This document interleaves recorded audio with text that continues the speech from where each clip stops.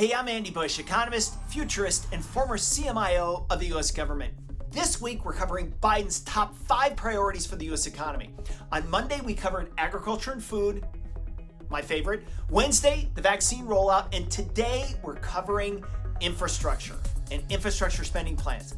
Now, during the campaign, Biden advocated to spend about $1.3 trillion on infrastructure to address the needs of the nation's roads and bridges and schools and transit projects and a whole bunch of other things. Now, he wants to do this by building a modern, sustainable infrastructure today and delivering an equitable, clean energy future. That's what he hopes to do. Also, like we said on Monday, there will be a focus on broadband with things like smart cities and clean energy projects. Now, Biden's goal is to enhance America's global competitiveness and innovation capacity. But my guess is he's going to increase this 1.3 up to 2 trillion later tonight, I think.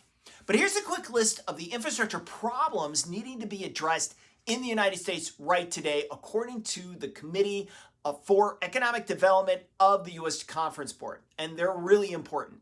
All right, number 1, driving on poor roads costs motorists roughly about $112 billion in additional repair and operating costs annually.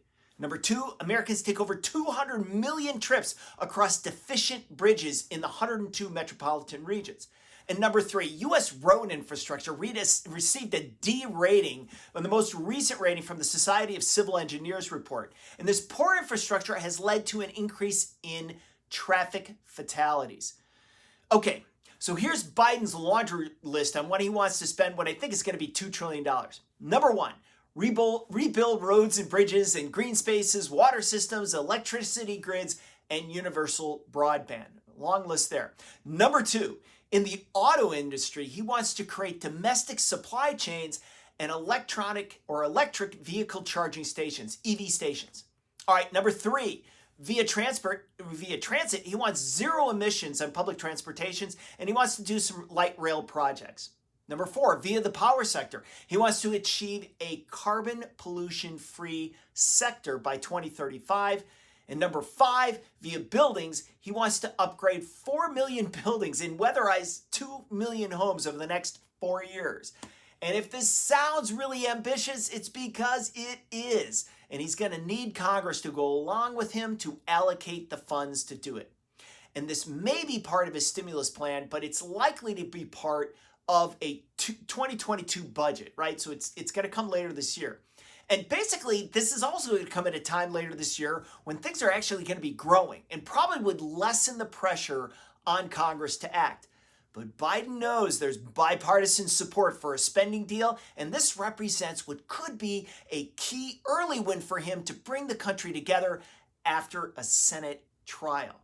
So let's see where the economy is after we get the vaccines out to really better understand how much momentum Joe Biden will have as he seeks a $2 trillion spending plan for infrastructure.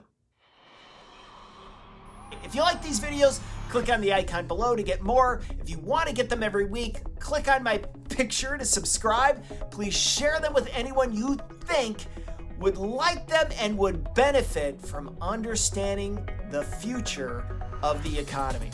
I'm Andy Bush. Thanks for watching.